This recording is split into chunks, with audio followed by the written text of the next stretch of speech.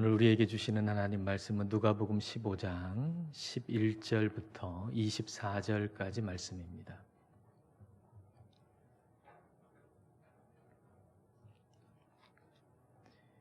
한 절씩 읽겠습니다. 또 이르시되 어떤 사람에게 두 아들이 있는데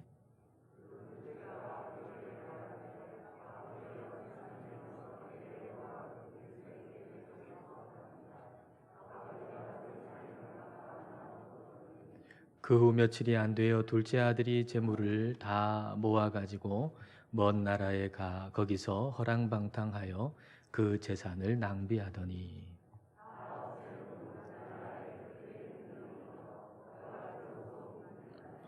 가서 그 나라 백성 중 한 사람에게 붙여 사니 그가 그를 들러 보내어 돼지를 치게 하였는데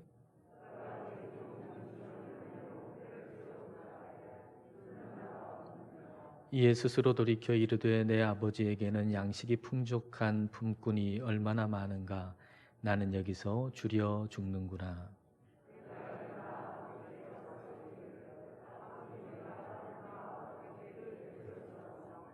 지금부터는 아버지의 아들이라 일컬음을 감당하지 못하겠나이다. 나를 품꾼의 하나로 보소서 하리라 하고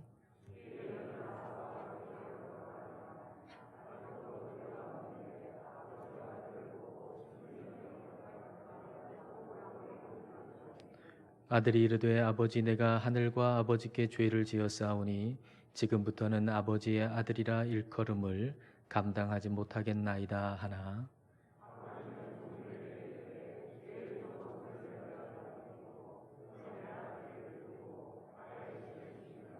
그리고 살찐 송아지를 끌어다가 잡으라 우리가 먹고 즐기자. 이 내 아들은 죽었다가 다시 살아났으며 내가 잃었다가 다시 얻었노라 하니 그들이 즐거워하더라. 아멘. 영국의 노리치에서 살았던 줄리안이라고 하는 사람이 그 글에 쓴 글에 보면 이런 문장이 있습니다. 하나님이 가장 보고 싶어 하는 것은 하나님이 우리를 얼마나 사랑하시는지를 깨닫고 웃는 당신의 모습이다. 여러분 지난 주간 하나님이 여러분을 얼마나 사랑하시는가 하는 것을 깨닫고 웃은 기억이 있으십니까? 이번 주간에는 그런 일이 많기를 바랍니다. 하나님 아버지는 우리를 얼마나 사랑하실까요? 하나님 아버지의 사랑에는 한계가 없을까요? 아버지가 아들을 아무리 사랑한다고 하더라도 그 아들 나름이지 않을까요? 어떤 아버지에게 두 아들이 있었습니다. 근데 그 둘째 아들은 아버지하고 같이 있는 게 너무 답답합니다. 아버지가 지긋지긋합니다. 집이 지긋지긋합니다. 그래서 이 집을 떠나면, 아버지를 떠나면 더 행복해지리라고 생각합니다. 그리고 마음속에 담아두었던 이야기를 급기야 이 아버지한테 하게 되죠. 자, 12절 전반절을 보세요. 그 둘째가 아버지에게 말하되 아버지여 재산 중에서 내게 돌아올 분깃을 내게 주소서 하는지라. 둘째 아들이 아버지한테 내게 돌아올 유산의 분깃을 나한테 지금 주십시오. 이렇게 얘기를 합니다. 아들이 둘이 있으니까 아버지의 유산 가운데 3분의 2는 첫째 아들에게 돌아가고 그리고 첫째 아들의 반인 3분의 1이 둘째 아들에게 유산으로 돌아갑니다. 근데 엄연히 이것은 아버지가 돌아가신 다음의 얘기죠.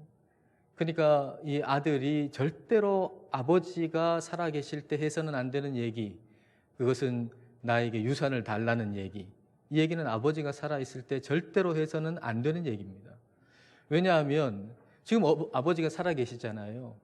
그런데 살아계신 아버지한테 나에게 유산을 달라라고 하는 얘기는 나한테 아버지는 죽은 것이나 마찬가지입니다. 나한테는 아버지가 없습니다. 나한테는 아버지가 죽은 것이나 마찬가지입니다. 이렇게 얘기하는 것과 같기 때문입니다. 어느 아버지가 이런 아들을 사랑할 수가 있을까요?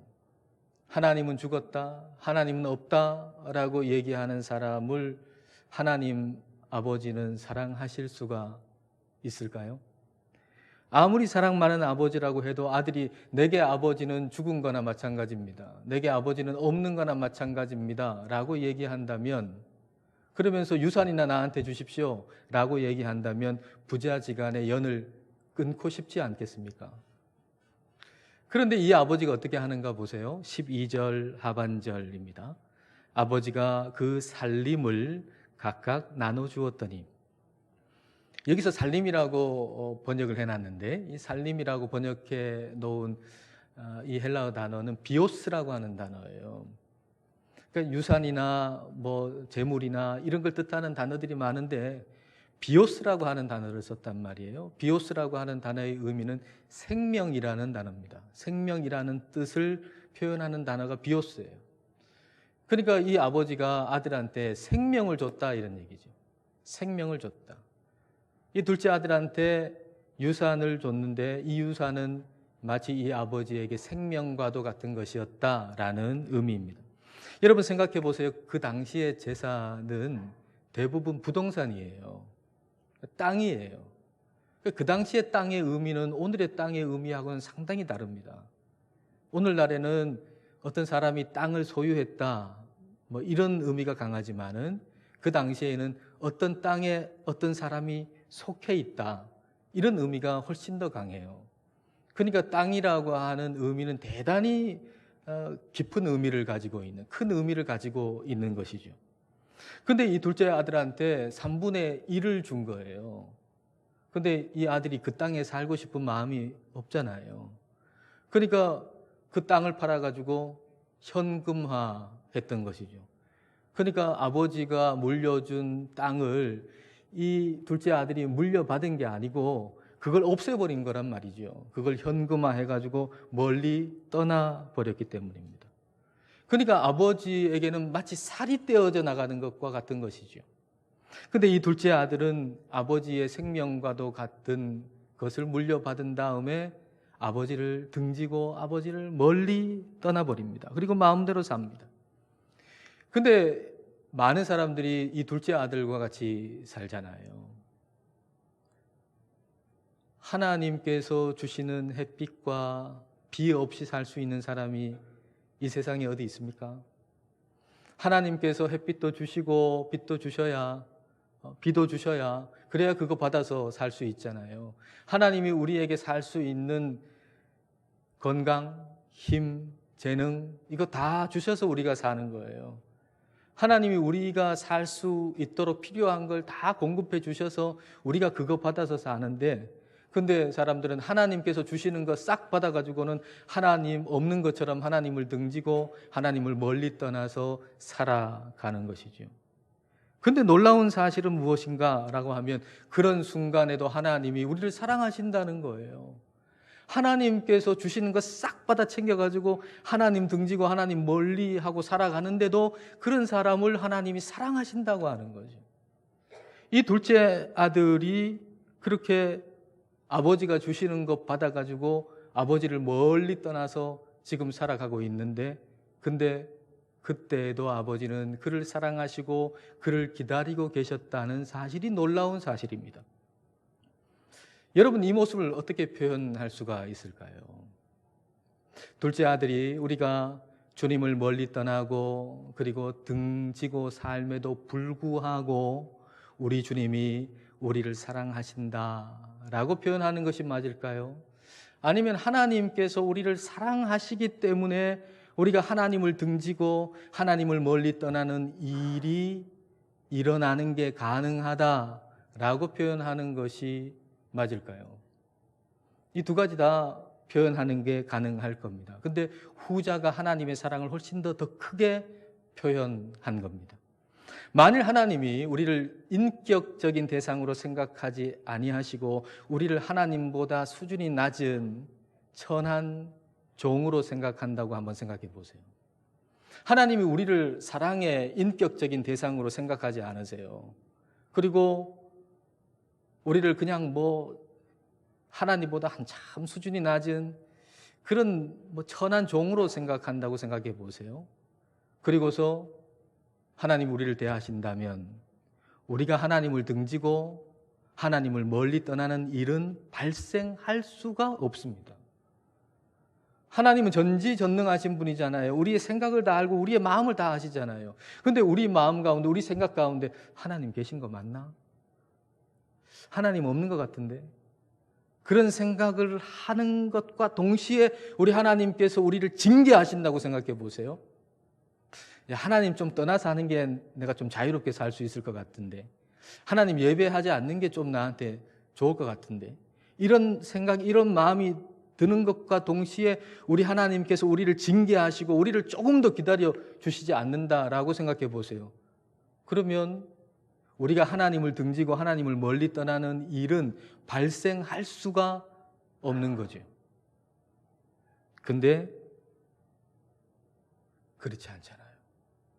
그건 다시 말하면 우리가 우리 하나님을 등지고 멀리 떠나는 그 일조차도 하나님이 우리를 사랑하시기 때문에 일어날 수 있는 일이다라고 하는 얘기입니다. 그래서 우리는 기억해야 돼요. 내가 하나님을 멀리하고 등진다고 하는 거, 이것조차도, 이 일조차도 하나님이 나를 사랑하시기 때문에 일어날 수 있다는 것 우리는 잊어버리면 안 돼요. 제가 고등학교 시절 울산에서 보냈는데요. 이제 고등학교 졸업한 다음에 서울로 올라갔어요. 근데 그 당시에 저는 그냥 여러 면에서 좀 벗어나고 싶었던 것 같아요. 집에서도 좀 벗어나고 부모님한테도 좀 벗어나고, 그것만으로 만족이 안 돼서 하나님에게서도 좀 벗어나고 싶은 생각이 들었던 것 같아요. 그래서 하나님 없다, 이런 생각을 가지고 있었어요. 하나님 없다. 하나님 어디 있나?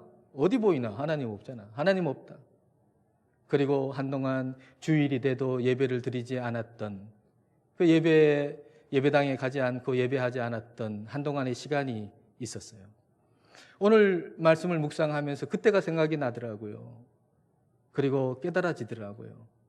아, 그때 내가 하나님이 없다고 생각하고 하나님을 등지고 하나님을 멀리하고 하나님을 예배하지 않았던 그런 일이 일어날 수 있었던 것은 그때도 하나님이 나를 사랑하셨기 때문이구나 라고 하는 게 깨달아지더라고요.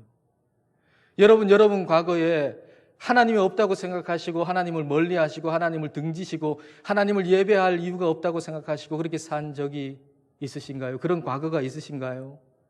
그런 과거가 있으셨다면 그게 가능했던 이유는 그때에도 하나님이 여러분을 사랑했기 때문에 그게 가능한 거예요.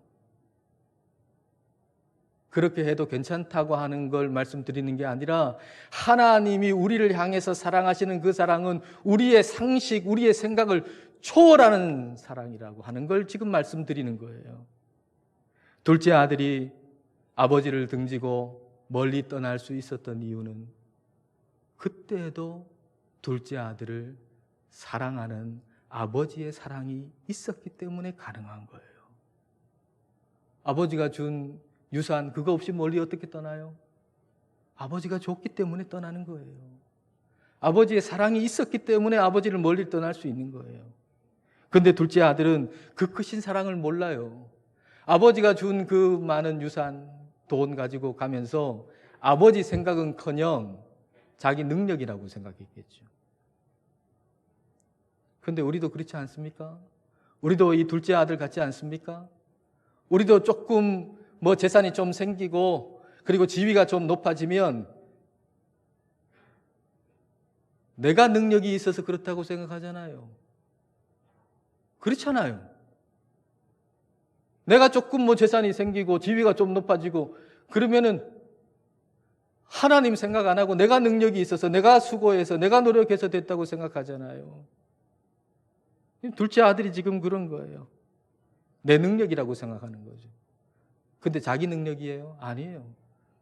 아버지가 사랑하셔서 그걸 주었기 때문에 그가 그 재산을 가지고 있는 거죠. 아버지가 주신 거예요. 둘째 아들의 능력이 아니에요. 그렇기 때문에 그걸 주신 아버지에게서 멀어지면 아버지가 주신 것도 바닥나게 돼 있어요. 그걸 아버지가 주셨잖아요. 근데 그 아버지에게서 멀어지면 아버지께서 주신 것도 다 사라지게 돼 있다고요. 자, 14절을 여러분 보세요. 다 없앤 후 그 나라에 크게 흉년이 들어 그가 비로소 궁핍한지라. 둘째 아들은 마치 전원에서 떨어져 나가는 걸 너무 좋아하는, 전원에 연결되어 있는 걸 싫어하는 핸드폰 같아요. 전원에 연결돼 가지고 100% 배터리가 충전이 됐어요. 이제는 전원하고는 난 멀리 떨어진다. 더 이상 전원은 나하고 관계가 없다. 이제 자유다. 그렇게 자유라고 생각했는데 자유는커녕 죽게 됐습니다. 이제 배터리가 1% 남았어요. 그럼 빨리 전원으로 돌아가야 되잖아요. 근데 그러질 아니하고 보조 배터리를 찾아요. 그것도 불량 보조 배터리를. 자, 15절과 16절을 보십시오. 가서 그 나라 백성 중 한 사람에게 붙여 사니 그가 그를 들로 보내어 돼지를 치게 하였는데 그가 돼지 먹는 쥐염 열매로 배를 채우고자 하되 주는 자가 없는지라. 먹고 살려고 돼지 치는 곳에 가가지고 돼지를 쳐요. 그리고 돼지가 먹는 쥐염 열매라도 먹을 수 있을까? 너무 배가 고파가지고. 근데 그것마저 주는 사람이 없어요. 여러분, 유대인들에게 돼지는 부정한 짐승 아닙니까? 그러니까 이 둘째 아들이 돼지 치는 곳에 가가지고 돼지를 치면서 돼지가 먹는 쥐염 열매라도 먹으려고 살려고 발버둥 친다는 얘기는 그냥 더 이상 내려갈 수 없는 밑바닥까지 내려갔다는 얘기입니다. 더 이상 내려갈 수 없는 밑바닥까지. 그 전에 좀 빨리 아버지 생각을 하면 좋았겠지만 더 이상 내려갈 수 없는 밑바닥까지 가게 됐을 때 드디어 이 둘째 아들은 제정신이 듭니다. 자, 17절을 여러분 보세요. 이제 스스로 돌이켜 이르되 내 아버지에게는 양식이 풍족한 품꾼이 얼마나 많은가? 나는 여기서 주려 죽는구나. 스스로 돌이켜라고 번역된 요 헬라어를 그대로 직역하면 그는 그 자신에게로 돌아왔다. 이렇게 번역할 수 있어요. 그는 그 자신에게로 돌아왔다. 다시 말하면 제정신이 들었다는 거죠. 그동안 아버지 떠나가지고 자기가 좋은 대로 자기 뜻대로 살아가던 그게 제정신으로 산 게 아니라는 얘기예요. 드디어 제정신이 들었어요. 제정신이 든다는 건 뭐죠? 아버지 생각했다는 거예요. 여러분, 사람이 제정신이 드는 게 뭐죠? 하나님 아버지를 생각할 줄 아는 게 이게 제정신이 드는 거예요. 그러기 전에는 제정신이 아니에요. 하나님 아버지를 생각하기 전에는 제정신으로 사는 게 아니에요.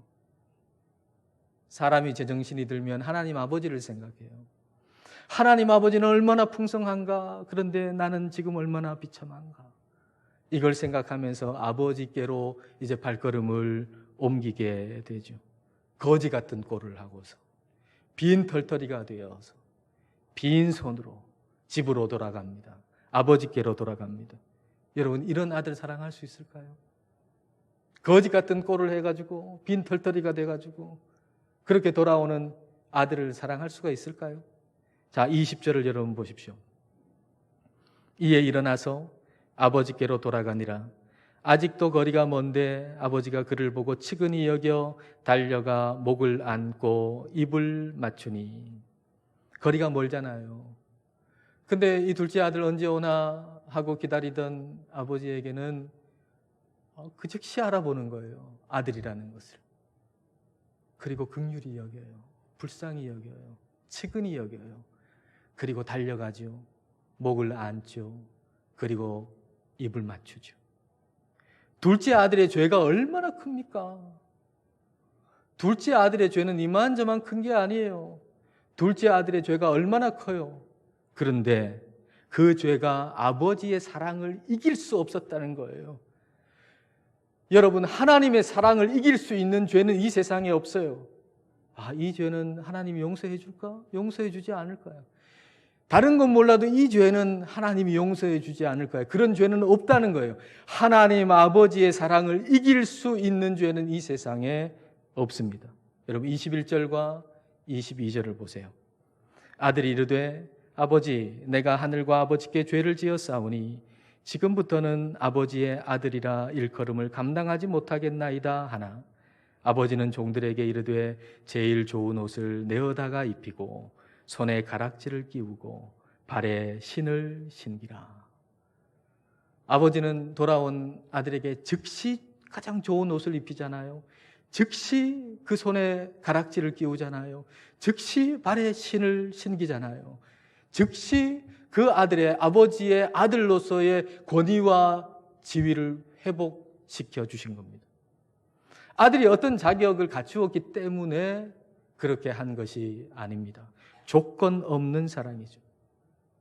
여러분, 오늘 우리의 삶 가운데 가장 확실한 거 하나 바로 이거예요. 우리의 삶 가운데 가장 확실한 거 이거 하나. 하나님이 나를 사랑하신다는 거예요. 우리의 삶 가운데 불확실한 게 너무 많잖아요. 내일이 어떻게 될지를 모르겠고 너무나도 불확실하고 하는 일도 제대로 되질 아니하고 희망이 제대로 보이지 아니하고 그래서 살아서 뭐하나? 이런 삶 살아서 뭐하나? 라고 하는 생각이 들 때 여러분 이거 하나 꼭 기억하세요. 모든 게 불확실해도 분명한 거 하나, 확실한 거 하나 있는데 그건 바로 하나님이 나를 사랑하신다는 거다. 여러분 불확실한 거 붙잡고 염려하지 마세요. 이것도 불확실하고 저것도 불확실하고 불확실한 거 이것저것 붙들고서 염려하지 마시고 확실한 거 하나 붙들고 승리하세요. 여러분 우리가 승리하는 길은 확실한 거 붙들 때 승리하는 거지 불확실한 거 이것저것 많이 붙든다고 승리하는 게 아닙니다. 여러분 한번 따라 하시겠어요? 하나님이 나를 사랑하신다. 하나님이 나를 사랑하신다. 다시 한 번 더 하나님이 나를 사랑하신다. 하나님이 나를 사랑하세요. 그 이유는요, 내가 뭔가 했기 때문이 아니에요. 내 존재를 사랑하시는 거예요. 내 존재로 인해서 기뻐하시는 거예요. 아버지는 둘째 아들의 존재로 인해서 기뻐하는 거예요. 그 아들이 성공해서 돌아왔기 때문에 기쁜 게 아닙니다. 아버지가 좋아하는 선물을 가득 들고 왔기 때문에 기뻐하는 게 아닙니다.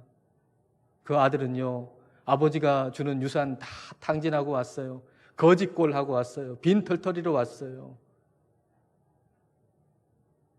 부끄러울 만하잖아요. 너 집안 구석에 저기 숨어 있어라. 나오지 마라 방에서. 내가 동네 사람 부끄러워서 견딜 수가 없다. 그럴 만하잖아요. 여러분도 여러분의 자녀를 부끄러워할 때가 있잖아요. 그렇잖아요. 솔직히 생각해 보세요. 여러분의 자녀를 여러분 부끄러워할 때가 있잖아요. 얘 어떻게 말도 못하겠고 내놓지도 못하겠고 교회도 같이 못 오겠고 교회 같이 데리고 오면 부끄러워서 여러분도 여러분의 자녀가 부끄러울 때가 있잖아요. 그러면 이 아버지는 이 아들이 얼마나 부끄러워야 되겠습니까? 집안 망신 다 시키고 돌아올 때 거짓골로 돌아왔는데 얼마나 부끄럽겠어요. 근데 이 아버지는 부끄러워하지 않아요. 온 동네에 떠들썩하게 잔치를 벌이는 거예요. 이 아들을 조금 더 부끄러워하지 않았다는 얘기죠. 자, 23절, 24절 보세요. 그리고 살찐 송아지를 끌어다가 잡으라. 우리가 먹고 즐기자. 이 내 아들은 죽었다가 다시 살아났으며 내가 잃었다가 다시 얻었노라 하니 그들이 즐거워하더라. 둘째 아들의 존재 자체로 아버지는 이 아들을 사랑하는 거예요. 하나님 아버지는 저와 여러분의 존재 자체로 우리를 사랑하시는 거예요. 아버지가 둘째 아들이 돌아온 걸 기뻐서 잔치를 벌일 때 그때 아버지의 최고의 기쁨은 뭘까요? 아버지가 내 존재를 기뻐하신다는 것을 받아들이는 둘째 아들, 그 둘째 아들로 인해서 최고의 기쁨이 되는 거예요. 아버지가 둘째 아들 존재 자체로 기뻐하세요. 그리고 잔치를 벌여요. 근데 둘째 아들이 나는 그럴 자격 없습니다. 나는 그럴 자격이 없다고요. 그리고 저 방구석에 틀어박혀가지고 그냥 인상을 쓰고 있다면 아버지가 기뻐하겠어요? 아버지가 기뻐할 수 없죠. 아버지의 최고의 기쁨은 그 존재 자체로 기뻐하시는 그 아버지의 사랑을 그대로 받아들이는 거예요. 내가 비록 지금 이와 같은 모양이지만 내 아버지는 내 존재 자체를 기뻐하신다라고 하는 걸 받아들일 때 그때 아버지의 기쁨은 최고로 올라가는 거예요. 여러분, 성도는 어떤 사람이죠? 믿는 사람은 어떤 사람들이죠? 예수님을 믿는 사람들은 어떤 사람들이죠? 하나님 아버지가, 우리 주님께서 나를 존재 자체로 기뻐하신다는 걸 그대로 받아들이는 사람들이 성도예요. 그런 사람들의 모임이 교회예요.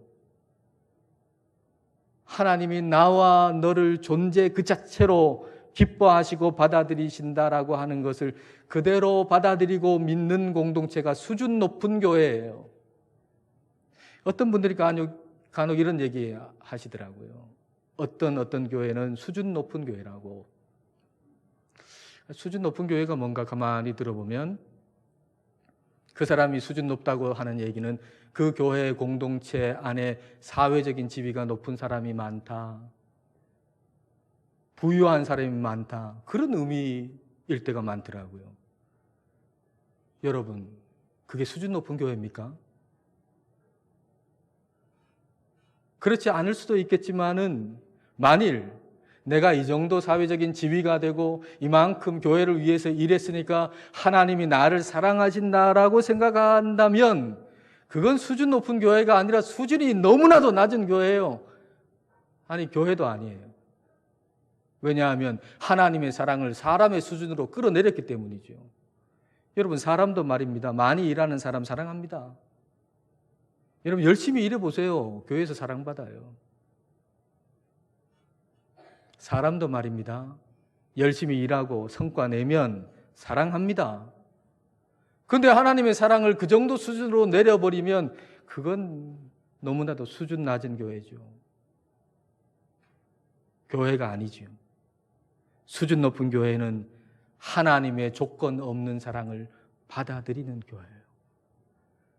하나님이 나를 존재 자체로 기뻐하신다는 걸 받아들이는 거예요. 하나님이 너를 존재 자체로 기뻐하신다는 걸 받아들이는 교회. 이게 수준 높은 교회예요. 다시 한번 따라 할까요? 하나님은 내 존재를 기뻐하십니다. 하나님은 내 존재를 기뻐하십니다. 자, 옆에 분한테 이렇게 얘기해 주세요. 하나님은 당신의 존재를 기뻐하십니다. 하나님은 당신의 존재를 기뻐하십니다. 아버지는 둘째 아들의 존재를 기뻐하시는 거예요. 둘째 아들이 뭘 해서 성과를 내서 기뻐하시는 게 아니라 둘째 아들의 존재 그 자체를 기뻐하시는 거예요. 따라서 둘째 아들은 이제 이후로는 아버지의 사랑을 받기 위해서 아버지께 순종할 필요가 없어요.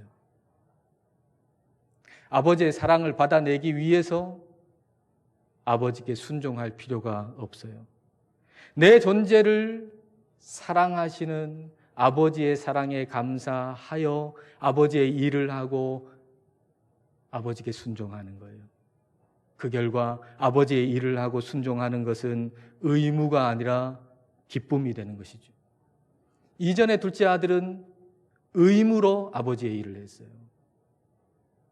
아침에 빨리 일어나기 싫은데 아버지 눈치가 보이니까 억지로 일어나가지고 아버지 밭에 가가지고 거기서 일하는 거예요. 의무로. 밭일 떼약볕 비칠 때 얼마나 힘들어요. 짜증이 나는 거예요. 화가 나는 거예요. 여러분, 의무로 하는 일은 짜증나고 화가 나요. 의무로 예배드리면 그거 짜증나고 화나요. 여러분, 지금 이 시간에 의무로 만약 예배를 드린다면 여러분 굉장히 짜증날 거예요. 지금 여러분이 지금 내가 직분자니까 의무로 눈치 봐서 의무로 여러분이 지금 예배를 드린다면 여러분 지금 굉장히 짜증날 거예요. 예배를 드리면서도 의무로 하는 일은 그렇게 짜증이 나고 화가 나게 돼 있어요. 그런데 이 둘째 아들은 이제 달라졌잖아요. 아버지의 사랑이 얼마나 큰지 깨달았잖아요. 경험했잖아요. 그렇다고 해가지고 아버지께 돌아와서 이 둘째 아들은 이제 놀고 먹게 됩니까? 아니에요. 아버지 일해야죠. 아버지께 돌아왔는데 아버지 말씀에 순종해야죠. 더 여전히 아버지의 일을 할 때 어렵고 힘든 일 여전히 있죠. 그러나 그 어렵고 힘든 일을 하면서도 아버지가 나를 얼마나 사랑하시는가를 깨닫고 웃으면서 순종할 수가 있게 되는 것입니다. 저는 저와 여러분이 이런 모습이 되기를 원합니다. 이 한 주간 하나님이 우리를 얼마나 사랑하시는가라고 하는 걸 깨닫고 웃는 시간이 많아질 수 있기를 축복합니다. 기도하겠습니다. 이 시간 우리 기도하실 때 하나님 아버지가 나를 얼마나 사랑하시는지를 깊이 깨닫게 해달라고 기도하십시다. 하나님의 사랑을 우리의 상식선으로 끌어내리지 않고 우리의 상식과 생각을 초월한 하나님의 사랑을 알도록 기도하십시다. 어떤 죄도 우리를 향하신 하나님의 사랑을 이길 수 없음을 알게 해달라고 기도합시다. 모든 것이 불확실해도 하나님이 나를 사랑하신다는 것만큼은 확실하다는 것을 잊지 않게 해달라고 기도합시다. 내 존재를 기뻐하시는 하나님의 사랑을 깨닫고 의무가 아닌 기쁨으로 순종하는 삶을 살게 해달라고 이 시간 함께 기도하겠습니다.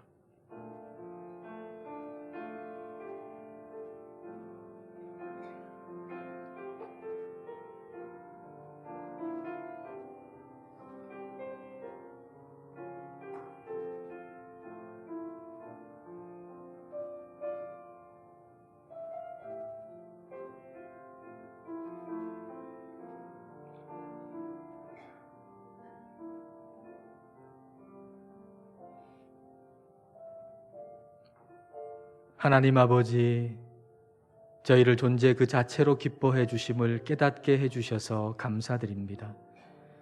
어떤 죄도 하나님 아버지의 사랑을 이길 수 없음을 알게 해 주셔서 감사드립니다. 모든 것이 불확실하고 눈앞이 희미한 상황에서도 하나님 아버지가 나를 사랑하신다는 것만큼은 저희가 확실히 붙들 수 있는 진리임을 알게 해 주셔서 감사드립니다. 그 사랑 때문에 웃을 수 있는 저희가 되게 하옵소서. 그 사랑 때문에 주님의 일을 의무가 아닌 기쁨으로 하게 하옵소서. 그 사랑 때문에 주님의 말씀에 기쁨으로 순종하게 하옵소서. 예수님 이름으로 기도드립니다. 아멘.